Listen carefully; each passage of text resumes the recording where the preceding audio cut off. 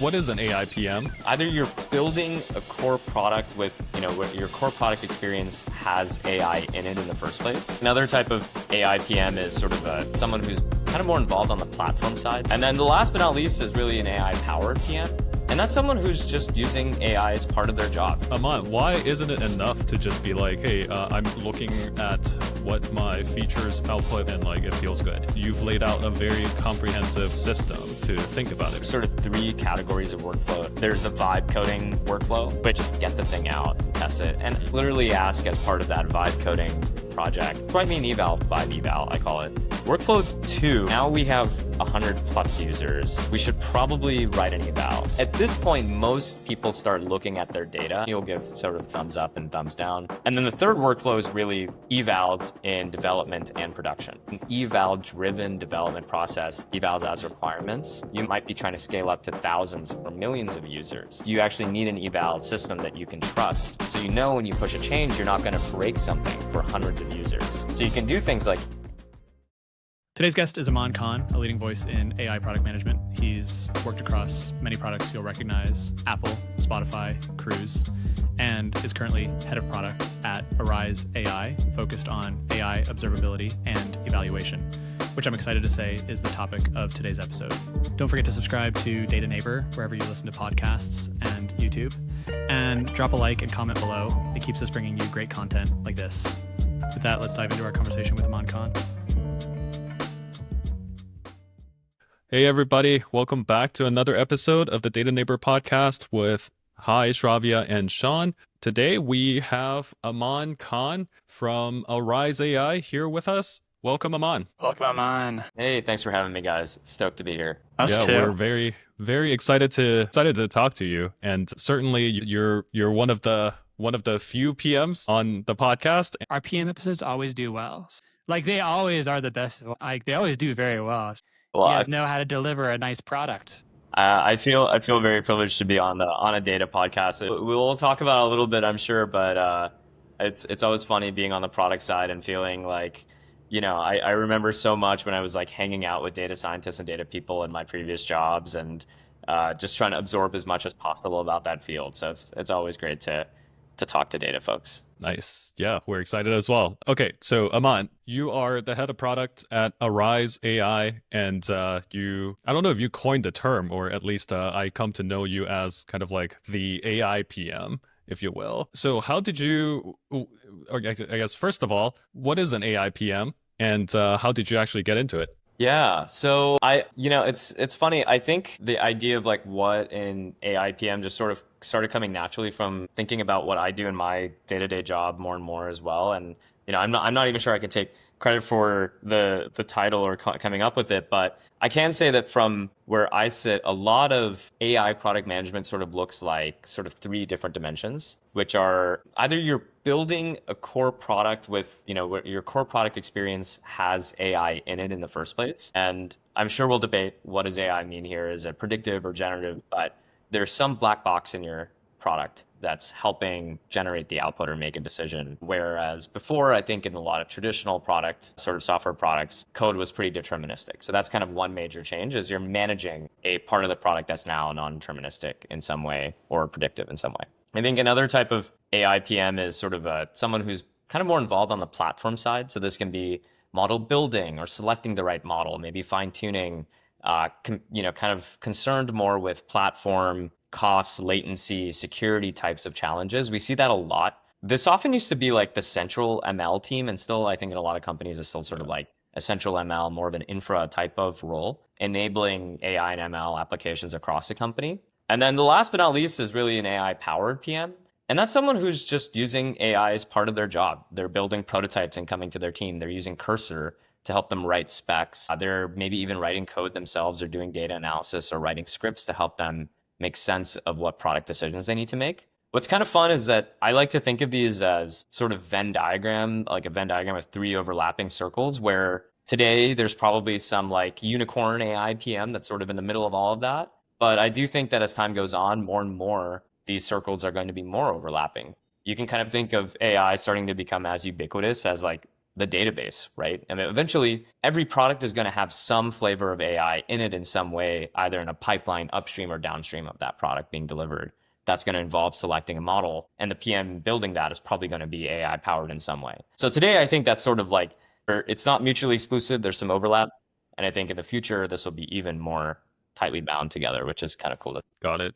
Yeah, no, I think that makes sense. Everything is kind of AI these days, right? Like every product, every feature is like, how do I have either an AI native or a kind of like an AI tag on sort of feature on top of it? In light of something like kind of like the product themselves is pretty different, right? How do you then work with data professionals in your product development process? Yeah. So I think there's definitely a huge variance, I would say. I think probably everyone has some different mileage around this at their own companies. In our case at Arize, we are an evals and observability platform for AI applications. So we actually started in the traditional ML space in ranking, regression, and classification models around 5 years ago. And so that meant that if you were building any type of predictive engine or any type of box in your company, making predictions or inferences, we were helping you take those inputs, outputs, and even the features at times, many times, and helping you try to decompose what changes to a model might,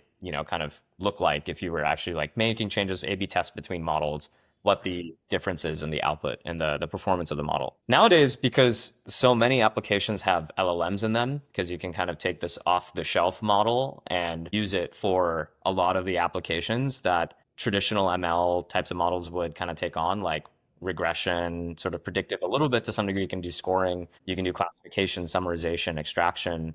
And then, of course, with agents, you can do now taking action and things like that. Nowadays, I would say our interactions are traditionally, I would say, like generally more on a customer interaction sort of standpoint.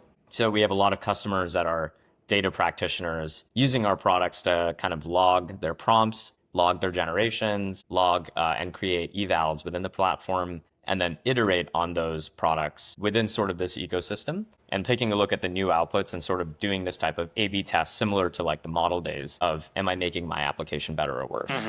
What do you mean by, like, when you talk about logging evals? Maybe could you provide some example, like what an eval might be? Yeah. So maybe it's helpful to contextualize since I think a lot of listeners are likely familiar with like, creating models and what that looked like in sort of the ML 1.0 days, I guess you can call it, pre-transformer days, sort of. And I think you basically had a few different signals you could use. You could, most traditionally, you'd have some type of ground truth label, right? In the case of like, take like a lending application, you could see if someone defaulted on their loan some period of time later. You would take that signal, feed it back to the model, and then retrain the model with the latest data that you had, and sort of use that as a signal to, based on some set of criteria or factors, is it likely that someone with these kind of features will default on a loan? In the LLM world, that sort of principle still applies, where you can get ground truth from an interaction. So instead of a lending agent, maybe it's a customer support bot. And that might look like a thumbs up and thumbs down in an interaction. So if you are solving a customer's problem and they have a good experience, they might give you a thumbs up. If they're frustrated, they might give you a thumbs down. What's different in this world, though, is that there's a lot more dimensions you can grade how good an experience is.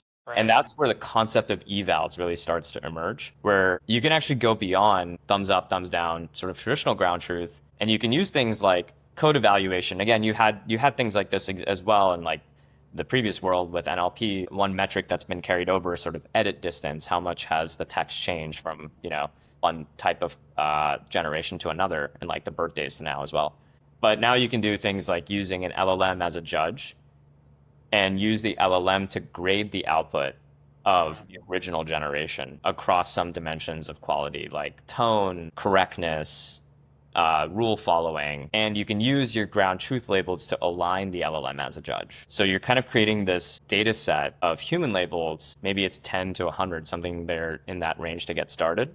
And then you're creating an LLM sort of classifier, multi-label classifier often, against that original data set, and making sure that your LLM judge is aligned with the human label data set. And the reason for that is so that you can then trust the LLM judge to make a judgment on new generations without needing a human to label every single sort of output. Right. Yeah, I feel it's like historically a lot of the ML kind of performance stuff was more around, like, I don't know, if you're at school and you're like grading math answers, or like Mhm. those Scantron sheets, and like it's so Yeah. clear what the answers are. But then you had like your English class, and they'd be grading your papers, and you'd have like some shitty teacher who's like, he's like, dude, no, this is a good paper, man. Or like the TA's grading it or something. And I guess that's like been a thing that's been around for a while. Like there's always been kind of like texts that like we're trying to like categorize and stuff. And there's not like always a ground truth, but now it's just so widespread because like generating the text is cheap. Yeah. I like to use the analogy of like, I have this meme I throw up when I talk about evals. It's sort of like that, that guy sitting at a desk where it's like, it says like evals are just unit tests, change my mind, right? And Yeah, yeah. and it's I actually think that that's usually the sort of thought process. Aren't evals just like unit tests? Aren't they just like tests? And it's the answer is like a kind of a nuanced like yes and no, because you can kind of treat evals like unit tests in a way where you want, when you make a change to your application, you want your unit test to pass in the same way you want your evals to sort of go up. You want the score to improve. But what's different is coming back to what we were talking about earlier with this LLM world, you can give the same LLM, 10 of the same inputs and you might get 10 slightly different outputs, even if you're adjusting certain parameters. Like you can, most folks know if you make the temperature lower, it's going to hallucinate less. It's going to be predictable. If you structured outputs, you're going to get more sort of repeatable outputs. But the reason people use LLMs is so that they can get reasoning tokens, which is like chain of thought. They actually want the LLM often to hallucinate and think and reason and not be this fully deterministic thing. Right. And so that means that what's different is that in a unit test, 10 out of 10 times, if the test is passing, it's going to pass. But in the LLM world, you have variance that adjusts the probability of a unit test passing. And so you have to now construct your test with that in mind for more variance, essentially. Right. Yeah. So much more subjective. Yeah, that makes sense. And Aman, why isn't it enough to just be like, hey, I'm just looking at what my features output, what my models spit out, and like it feels good, and we're good. We're good enough, and let's move on. You've laid out a very comprehensive sort of like kind of like almost like a system to think about it versus, I guess, a vibe check. Yeah, I see. In what I've seen, there's sort of three categories of workflows, and hi, I think you're probably alluding to some of this from our from a prior discussion we've had, and that's great. Which is there's really three workflows that come to mind. There's the vibe coding workflow, which let's be honest, I think we've all vibe coded an app before, put an LLM in it, and you're like thumbs up, thumbs down. This is pretty good, right? Like it's good enough. If you're building something for yourself or for a few friends, do you really need to overthink it with a ton of evals? And so I think that's like kind of workflow one, just get the thing out and test it. And in that case, like I think it's helpful also to think about evals as not this like big overwhelming project you have to go and take on. You could just literally ask as part of that vibe coding project, if you're using Claude Code or Cursor, just write me an eval for this that I can run locally. So if I make changes to it, you can run a local test, and it doesn't have to be super sophisticated, but it's probably going to be better than nothing and give you some signal if something changes. So that's sort of workflow one. That's like the vibe check, vibe eval, I call it. Workflow two, or the second workflow I hear you kind of see coming up a lot, is okay, now we have 100 plus users. We should probably write an eval. And it's so interesting. I talked to a ton of companies that are like, yeah, we have a ton of users, using our product. And I'm like, what's your eval system like? And they're like, oh, it's totally like home built, super scrappy. Like we look at the data every week and we kind of decide if we need to make any changes. I think that's the like write an eval workflow where you are just kind of just using an LLM to create some type of eval, or you're just looking at the outputs over a set of like 100 plus customers. But this isn't going to scale. This is the like, we have an eval, but does it actually work? So at this point, most people start looking at their data and they're probably logging their data to a spreadsheet. That's the most common kind of place where people are starting to do evaluations. They log their traces to an Airtable or a spreadsheet. And you usually go in and you give, across some dimension, you'll give sort of thumbs up and thumbs down. I like to use tone as an example because it's really simple to think about. It's like, is the LLM responding in a way that you want it to respond in? So you're starting to do this like thumbs up, thumbs down, and then maybe you have another LLM starting to align around that in the first place. But you're really maybe in the early stages of doing some type of an error analysis. And then the third workflow is really evals in development and production.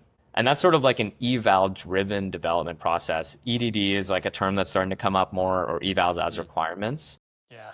And that's where your evals are your gates, where you may have 100 plus customers. You might have, might be trying to scale up to thousands or millions of users, and you're doing many more transactions or interactions in a day. And in that case, you actually need an eval system that you can trust. So when you push a change, you're not going to break something for hundreds of users. And when you have this thing go live, you have a system of getting feedback from the real world of how it's performing. So you can do things like A/B test a model. You can do things like get feedback from users based on evals. And to use the customer support bot example from before, we were kind of talking about what happens when a human gives you a thumbs down on a customer support response. Like, let's say I want a refund for something, and the agent says, you're not entitled to a refund, and the person gives a thumbs down. But what if the agent actually responded correctly and used your processes, and said, you're actually not entitled to it. Now, what happens in that case? Do you have a system to catch the examples where your eval says something is good, but the human or the customer says is upset in some way? And that's really the tiebreaker, the rule break, where you need evals in place. Yeah. What you just talked about too kind of reminds me of I guess in the or even in the AI product development space too, where it's like, hey, define your success criteria ahead of time, right? Like versus launch something and then see what happens and then judge it to be like, oh, this is good, this is bad, kind of thing. Like this is pretty much kind of like a modern day analogy of that, if you will. I think so.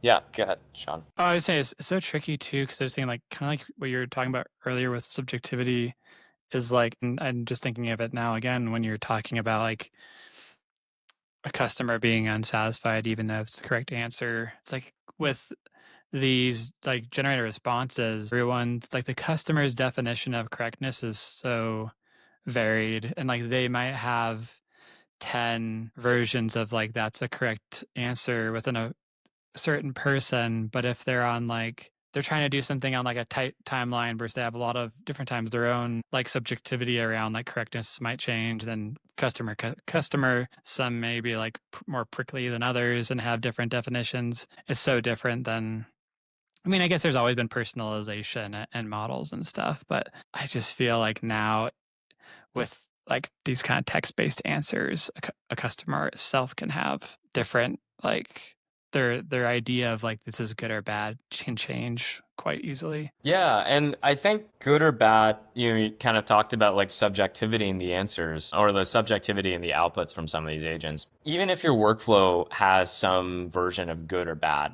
right? And that's like ideally there's some response that you can gauge as like binary or even multi-label. I've been thinking more and more about something like Meta is launching more AI companion type use cases. And in that case, let's just take, something like an AI companion or even a therapist type of response. Like you can gauge, okay, there's types of questions that therapists should ask. Is it kind of following guidelines? Is it creating like a safe space? You can evaluate more than just a single turn of the agent, but actually the entire session or multiple turns in the conversation.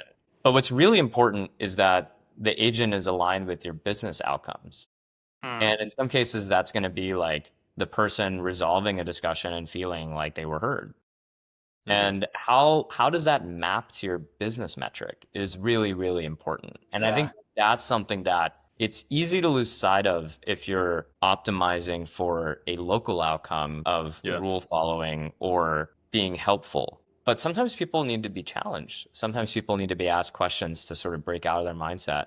And that's where I think it's going to get really interesting as we get into more personalized use cases of these agents and LLMs. And we think more about how they're mapped to business outcomes. I think those two things are going to really be pretty interesting to think about from an evals perspective, because you can already measure single turn, multi-turn interaction. But what's the right thing to measure is going to be really, really important. Yeah.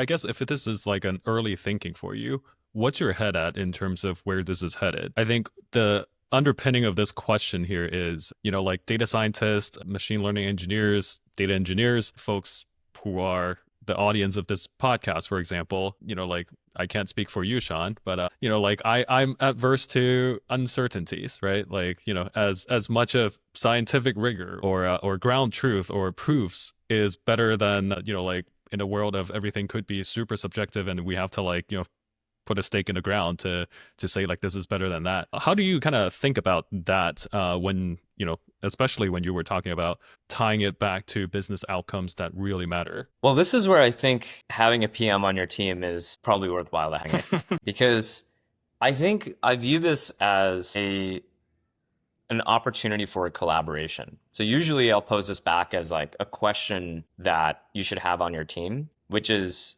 what happens when the eval is good, but the business metric doesn't reflect that. And that's really where Yeah. you want to be measuring, is there a disconnect between what we're optimizing for and what the business cares about or what the product team is going to measure? And there's sort of a deeper question of that, which is also like, who's accountable and who's responsible? And I do think that, you know, if you're a data practitioner and you are accountable for the eval metric in a lot of ways, well, your PM might be responsible for the outcome. And if the PM is responsible for the outcome, are they a part of the process of labeling the data or being involved in the process of labeling data that's used to create the eval in the first place? And so that's usually like an interesting sort of discussion to have on the team, which is, who's labeling data for the eval in the first place? And is it representative of a business outcome? Yeah, I feel like it's such a point. For I don't know, decades, like in product development, it's been very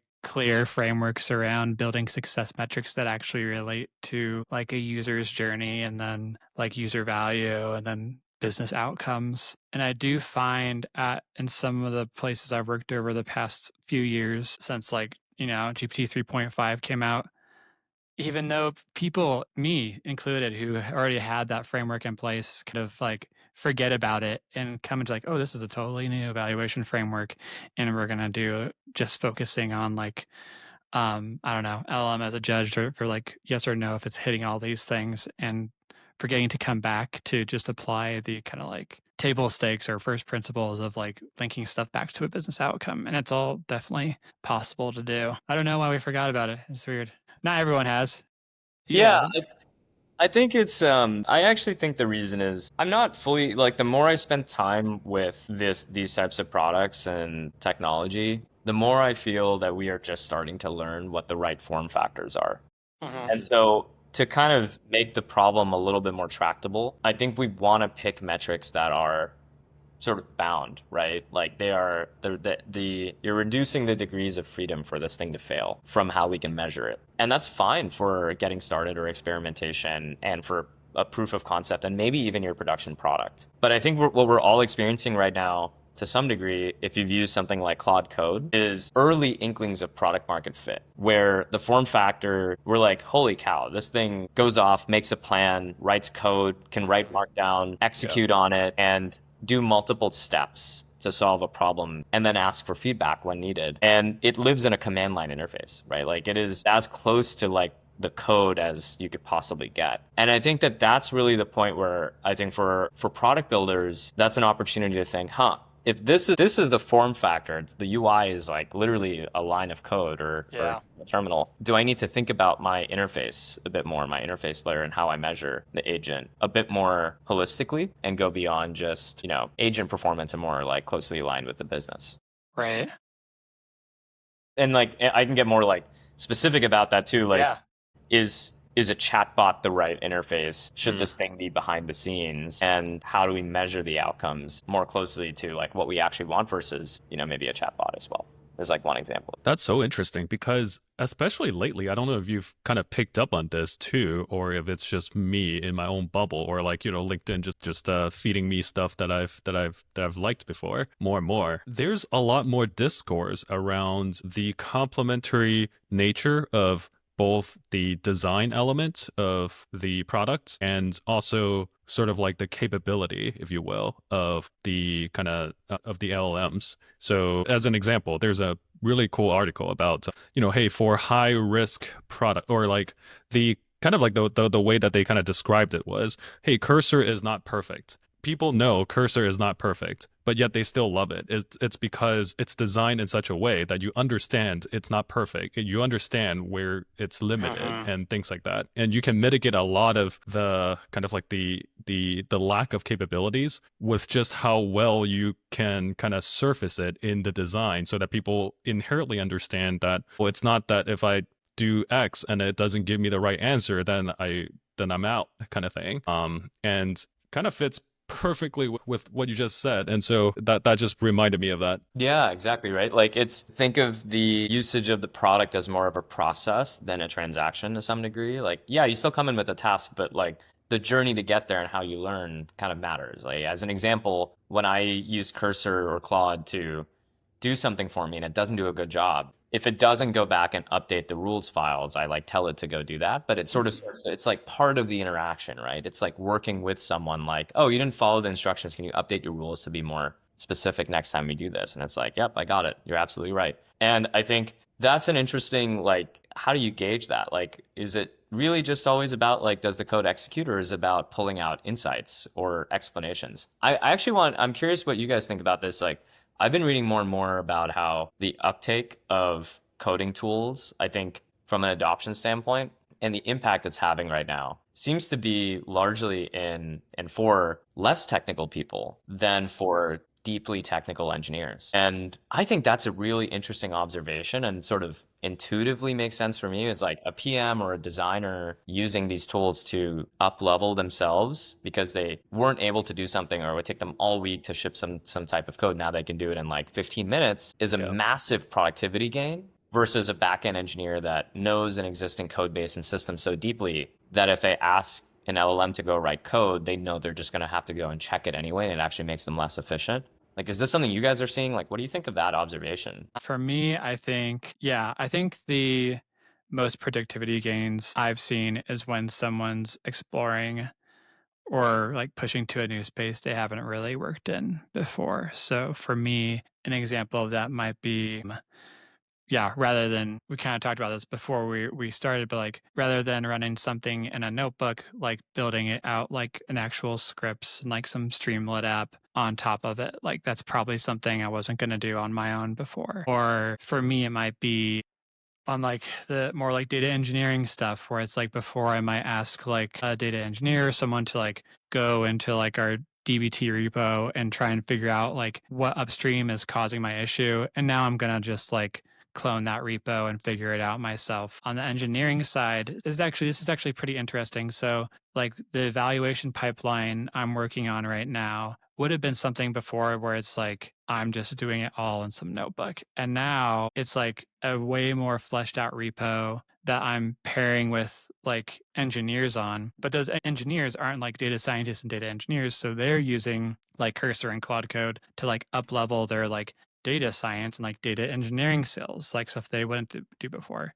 But I have seen, so like they're getting some productivity gain there. But I definitely have seen it. I think we just had a retro last week on our team where someone was like, I would have done this thing way faster if I didn't use like an AI tool, but now I'm all like reliant on it. So I think for cases where it's like, it's your realm of expertise, I've done that too, actually. Some stuff is like a small change and I'm just like, no, do it this way. No, do it this way. Come on. And I was like, oh, dude, I should have just done that myself. I think that's fair to say, where people, if you're like deep experts in an area, it's probably still faster to do it yourself. It's actually hard to get to switch between, because like you're working in places you're not deep experts and you're in this workflow where it's all language based. And then to pop your brain out of that language based workflow and back into regular coding is like context switching at a very weird degree. So it's like hard for me to do that sometimes. Yeah. It's almost easier to like copy paste some snippet of code and ask the LM to explain it to you back in like natural language in some cases. I'm curious how you're kind of seeing something similar on the data side as well, like working with data. Has that been up leveled using coding tools? I know it's a little bit different than the topic we were on, but it feels kind of related from a product standpoint. Yeah, I think that's a really great question. I think I remember which article you were referring to about that study that I think it kind of made the rounds the last couple of weeks, I think. And I think a couple of things. One is sort of like the what do you call that? Like similar to what we just talked about in terms of how, understanding the capabilities and then kind of use something else to kind of complement it, or even the earlier thing you gave about evals, like how much is it actually needed depends on the quote unquote kind of riskiness of what you're doing, right? Like if it's like internal tool, probably you don't need a crazy system here.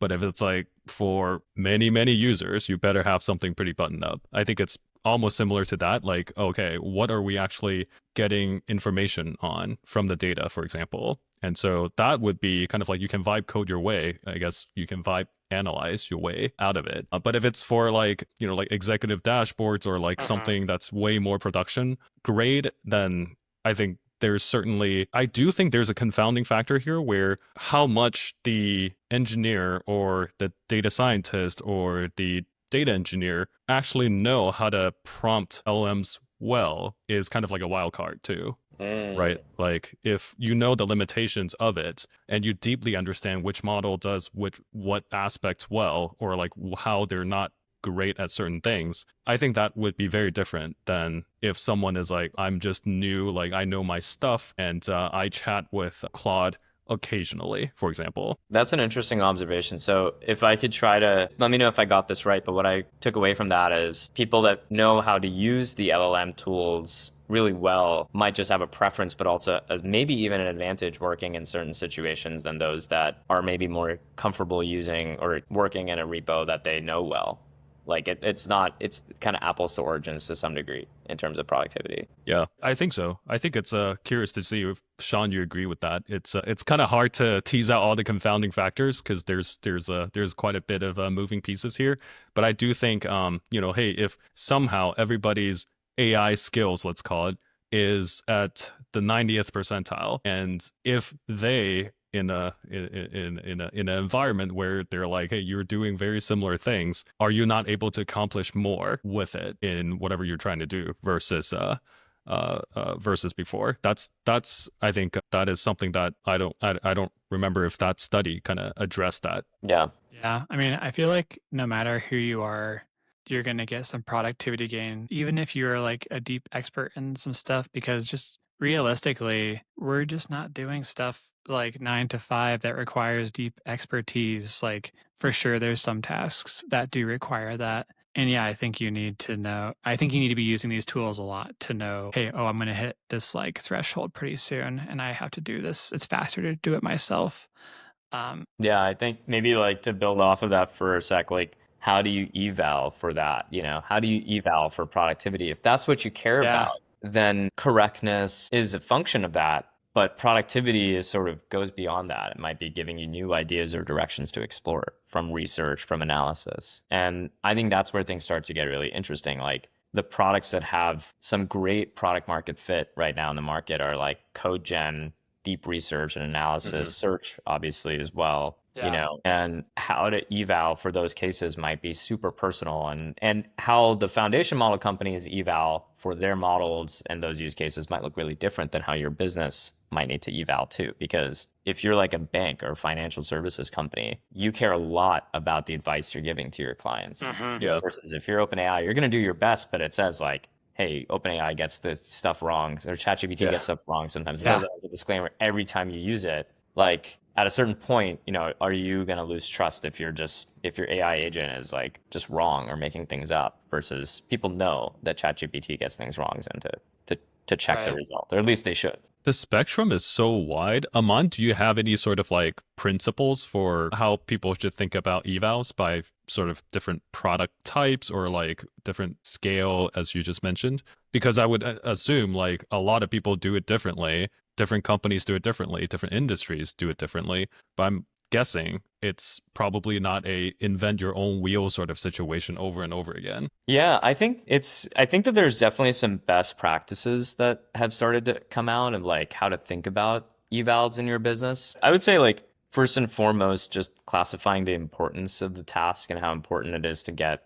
have trust and retain trust for your, for the outcome of the LLM. Like who's the user is kind of the question you can ask yourself there. And you can put on a couple different hats, right? Like I like to ask like, if the CEO saw this output, like would the CEO of your company, would they be understanding, or would they be like, how, we can't put this out in front of customers, right? And so that's usually a pretty good litmus test of like, it's kind of like, would you put an intern in front of your top, client or customer is another way to think about it. So it depends like who the user is it internal or external, and how important is it to get things right? So that's like the trust dimension a little bit of your product or use case. I think you could try to, this is again, I'll wear the product hat for a second, put value behind that sort of from a Like if we're thinking of a hierarchy of requirements and the value is you could put a dollar amount or a value behind getting things right as well. The inverse of value is like cost. So is there a cost to getting things wrong? And so those are kind of two sides of the same coin to some degree. For example, with coding agents, and many times the cost of getting things wrong is very low. Right. And so you can iterate much faster, and your tolerance for getting things incorrect is actually pretty high. And then that's usually the third factor there is like speed. So do you need more time to get things right? Do you need, like, for instance, you could put an eval or a check on the outcome of everything that your agent generates, Right. theoretically. But how would that impact your product experience? So if someone is willing to walk away and come back 5 minutes later, get a cup of coffee and come back, and they're okay waiting, and their tolerance for getting things wrong is very low, that's usually a good example of where you would probably want an eval in place to make sure you get things right when you show something to a user. And then I think the last but not least is like where the eval is in your workflow. And usually you want evals at each part of your development, meaning offline testing in code, development testing at time of iteration, and production to measure your ongoing performance. And then what I kind of just described is like an eval even one step beyond that, but that's sort of like a guardrail eval of like a check before the generation is actually shown to a user. Yeah. But if you think about those four principles of like, who's your user, what's the value, what's the speed of the generation, and then your workflow, usually you can kind of think of this as like a pyramid for how to think about where evals sit into your workflow. What your point about like someone who has low risk tolerance and willing to wait got me thinking about this. How do you think that kind of balance of whatever like speed and rigor might reflect differently in like different user experiences? Like, for instance, if I'm waiting for something to load and there's just like little like that like circle like spinning right there, I'm like gonna be like, this thing fucking sucks. Yeah. Like I'm not gonna be the 5 minute patience guy, but I don't know if it's like if it's like the uploading or I don't know, it's like we're gonna send you an email, we're gonna send you a text later. Like maybe it's different. Have you thought about that as like, as like a product manager, what that might look like? Yeah, absolutely. I mean, I think it's kind of interesting. I think this is probably an area of like ongoing product development in this AI world, which is I was using Claude the other day for something, and I kicked off, there's a couple parameters you can switch in Claude, so you can put on extended thinking, which is like a little bit hidden, but I usually try to turn it on. And then you can turn on research mode. And I remember asking it like a pretty simple question, some like accounting question or something like this. And it's like, let me go do research. Generally, my personal experience with like how long a response takes in that mode is somewhere like around 5 minutes. And I remember I came back and I checked in, and it was like 15 minutes in and it was still working. And I think what kind of sucked about that experience was I just had no idea when it was going to be over, right? I didn't know when to check it. So I could imagine from a product perspective, how hard is it to estimate how long it's going to take to get an answer to something, especially if it's an easy question, right? Like, then I know that there might be a problem with the request of the API. Yeah. So I'm kind of surprised. This is like one of those like product paradigms that hasn't made it into the mainstream, which is just classify the complexity of the question, determine how many resources you're going to have to go and research, and throw an ETA. Totally. You get a progress bar instead of a spinning wheel. And that's one of those things, I think, to your question, which is like, Sean, to thinking about like product experiences, coming back to an earlier point, I think we're just so early on thinking about how token generation and context fits into a product experience, because people are, right now, they're willing to wait. Like you have people that we're patient for now. But I think depending on tasks, multi-agent systems, inference getting faster, I think those are all going to be factors in like future product development to start thinking about. And the real answer is like you probably just need to do user testing and thinking about creative ways to surface up, hey, it's going to take 2 minutes for this to be done, maybe come back later. So that's like more of a UX kind of question to answer. Yeah, I wonder just like reflects like how it would actually work with if you're using a human to do this stuff before. I think about when I was like more junior and like I'd be working with a PM and they'd have like some ad hoc requests for me. I'd be like, cool, I'll do it. And like it'd be like maybe it's like a bigger thing that's gonna take me 2 weeks. Yeah. And then like that dude would like go complain to my manager and be like, I don't know what Sean is doing. Like, what is he doing? It's like, I'm working on the thing you told me, man. Yeah. And then I was like, oh, okay. I need to check in with, I need to give you an ETA, of course, but like, I need to check in with you at different milestones and give you some little nuggets of stuff. And then I'll give you like everything later on. I don't know how that is differently in like kind of like user interface, but it's kind of like, yeah, chat is something that's so immediate back and forth response. And so then does it evolve to something more like like how you would with real human, where it's like you chat about it and it's like, okay, I'm like gonna just like notify you later via a text or whatever it is. Claude Code, I think now, I mean, it's a great experience and makes a plan for you, right? By default, it'll be Yeah, like, I I love need to that with the follow these steps. tasks. You can Yeah. see how many tasks it's gone down, so you can kind of gauge progress from there. What I've been experimenting more and more is like helping it construct a longer form task, a like set of tasks or a list of tasks, so that it can just go off and solve problems for longer without intervention. So here's an interesting like tidbit. Like instead of just asking the agent to solve a problem for you, if you just append to the prompt, anticipate 3 more problems that I might ask you and solve for those too. Nice. You just get it to like go do the next thing for you. You may or may not want it, but it's like think for a minute about what I'm going to ask you to do next and go just do those things next.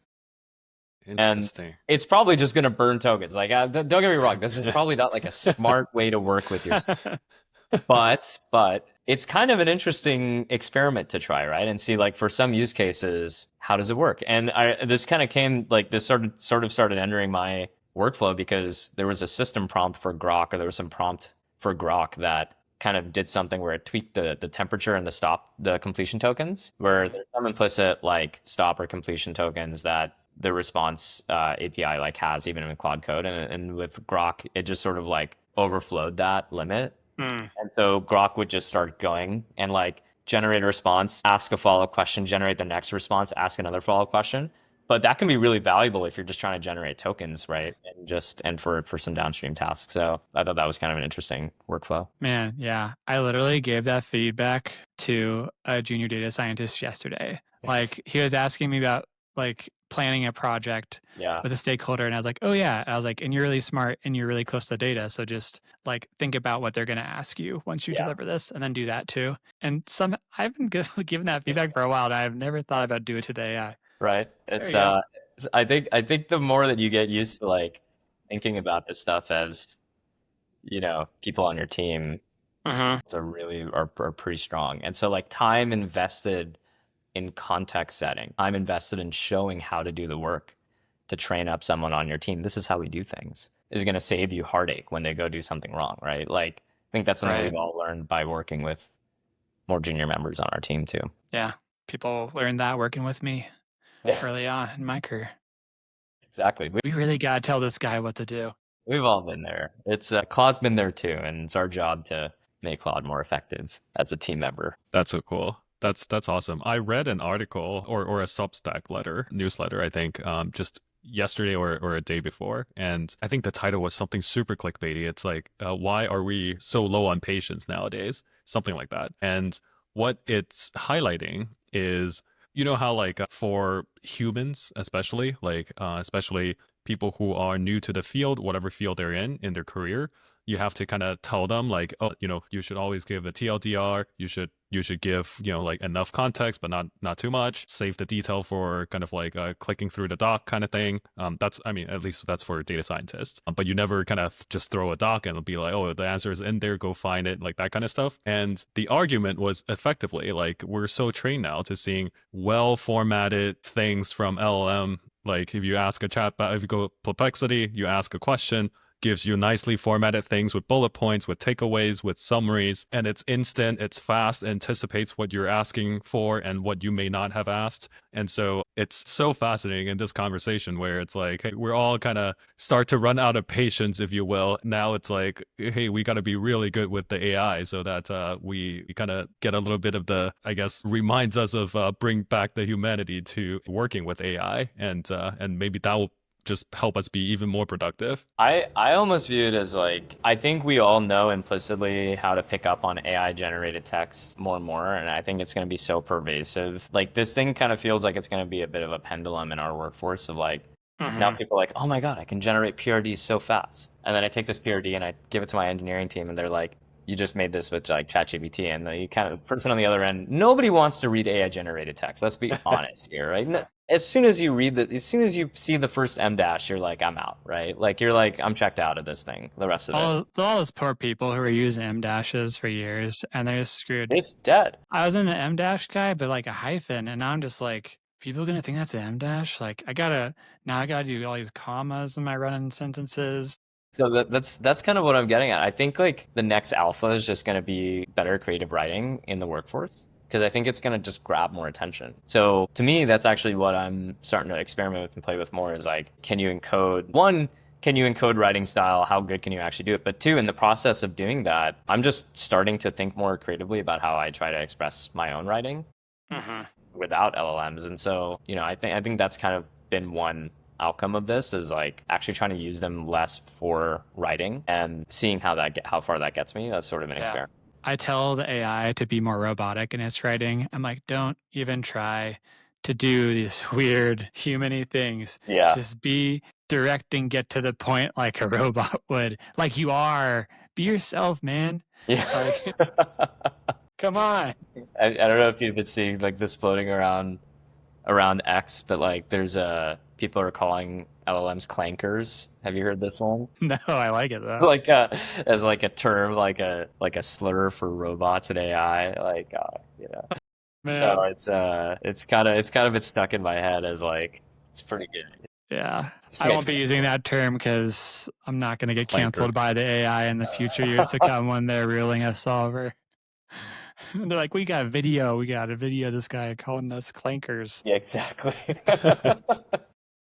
We're not going to, yeah, he's not going to get his, what do they call it? What's like the free money, we're all going to have when we're all UBI. unemployed. Yeah, UBI. Sorry. Yeah, no UBI for you this month. Yeah. Back to the mines, Sean. Yeah. You're going to be working on the servers. Yeah. Greasing the servers, Back to server greasing. Crap, fucking server greaser duty again. Oh man, yeah, that's pretty cool. Hey Aman, a very, very random question for you. What are sort of your biggest challenges when you, I guess, work with data teams in today's world? Yeah. Let me ask like a follow-up question to that actually, Hi, which is like, what are some of the things that data teams are like, what would you stack rank as like the 3 things data teams are doing right now? Just for me to like help contextualize a little bit more. Like what are some of the things they're working on or doing these days? Now that I think we were talking about before, like PMs are working on dashboards and engineers are working on pipelines. Like what are the priorities of data teams that you guys see? Yeah, I think it obviously depends on the maturity of the company, right? Like, it's kind of crazy to think that hey, we're all thinking, hearing, and watching sort of the whole Gen AI evolution plays out in front of us. But there's a lot of companies that are still at the basics, like inning number 1 in terms of data. So like, hey, can we even trust the data that we have? So like if the answer is no, then you have to go fix your pipelines, go fix your metrics, go create governance within company, that sort of stuff. And then, like, and then like the step 2 would be how to use that data to actually help the company be useful, and sort of like still very much at that stage. And that's where I would say a lot of the companies are actually still. And, and then you have everything else in the further along spectrum of hey, we now have a lot of the basics, we know what inputs we need to drive to get at the outputs, and the idea is still like, hey, can you do a lot more analysis and insights faster now with, for example, like AI, and explore more ideas? And so like very different kind of ends of the spectrum. But by and large, I think the sort of like unless someone is super specialized, the kind of like the charter is still more or less very similar. So do you trust the data in the first place is sort of what data teams are mostly focused on, from what you're kind of getting at here? Yeah, and like it becomes even more and more important as we go and offload and outsource, if you will, to agents to help speed up the productivity. Yeah. I mean, that definitely resonates, right? And even within that area, there's so many ways that teams, I think, now are trying to figure out how to best take advantage of this type of data. There's like, how is the data stored? How is it queried? And then how do you verify it? To some degree, those 3 things kind of pop out. And as a product person, all three of those things matter. Like for us, we're a data platform company in many ways. Like we help you store and log your LM data, run evals on it to augment it and enrich it and hydrate it, and then query and get and do analysis on top of it. But our customers are doing the same thing, just sort of inverse, right, to some degree, which is how do you pull insights out of the data that we're surfacing to you, either via UI or API? How do you map it back to your metrics and what you care about? And then how do you represent it to your stakeholders? And I think in that case, like that sort of, once you've gotten the data in a good spot, someone else is going to take it, go make decisions with it, maybe go stick it back into their LLM or agent to improve on that system as a whole. And I think that that's really, they have the same questions for us, to a large degree. And I think even if you're even forgetting about like technical stakeholders for a moment, like how do product teams and executive teams make decisions around data is still a pretty big question. Like something we try to solve for in our product with our own agent. We call the agent Alex, and Alex can kind of help you do analysis on your data. Funnily enough, it's the only Alex at the company, so that's kind of kind of surprising. I feel What like are the odds? yeah, but it's the only Alex. I think that it's a really hard problem to get insights on data. I just think that that's like intuitively like if you're looking at a single row, sure, you can point out like what's the outlier, what's the discrepancy, what's something to go drill deeper on. But looking at aggregate statistics and data, and there, I don't know, there's like a very human workflow to it that I think we're still trying to figure out how to encode in an agent. And so trying to learn from our customers, like how they want to analyze data and look at it and do analysis and make decisions from it. I think that's that's the biggest challenge by far for us, and something that's very collaborative too, because ultimately we're trying to make that workflow better. But I think that's going to be a huge unlock. And I think it's important because that's how a lot of these systems ended up getting to production, like self-driving cars all the way through to ads, large scale ads, recommender systems. They really relied around really smart people making good decisions and judgment on top of data to go figure out what to go build next. And I think that's really the only way that these systems end up getting to a state of similar adoption at scale. Mic drop. That's awesome. That's awesome. One last question for you then, Aman. Let me see. How should I ask this? Having been at a company that does evaluations, observability, and also, I guess, in your own sort of like your own expertise in this field, do you see your world around you as everything is evals based? I have to be so careful how I answer this one. I think you definitely see it more when you start thinking about the world in that way. Okay, here's one change I have noticed myself realizing more is thinking about conversations as reasoning tokens. It really annoys some people, but I think it's starting to, I think it really groks, which is like when I'm talking to someone, it's like when I try to get an answer to something, it's like I'm generating all these reasoning tokens to just get to the final, like the TLDR and everything above that.